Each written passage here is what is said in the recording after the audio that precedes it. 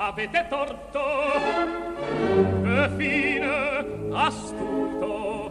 What people don't realize is the hours, days, months, years that go into planning a 2-hour event.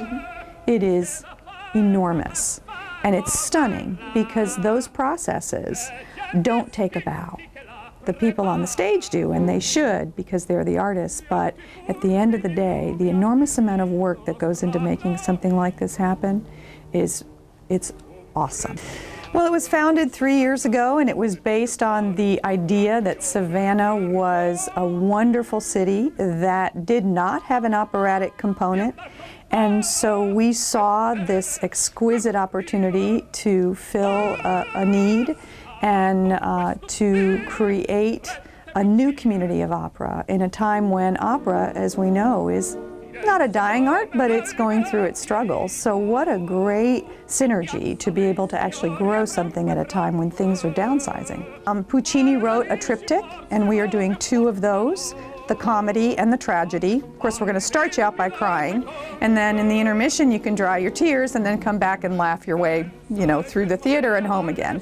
So the reason why this opera is because it is so accessible, because the messages are so true and so pure. I think it's very friendly for children. Why? One is a redemption theme about a mother and a child. The other is a farce. It's the Weekend at Bernie's. It's very, very fun. And because we have those translations above the stage, the super titles, you can see what's going on instantly. We sort of control the translation and we guide you through it so that you do laugh and cry at the right places. So one of the things that I think is very exciting about this particular production, and why I think it's visually going to be exceptional for a younger audience member, is because it's epic. It's epic like Cirque du Soleil. Things float around, things appear, things happen. And I think for opera, we're not used to that. We're used to big hard sets and singers up there hooping and shouting. This is much more. Opera's about connecting. Opera is about touching people. We think of it as something very epic, very large, very inaccessible. That's really not what it is. It's really the art form of the masses. If you think about how it emerged, it came at a time when there was no movies.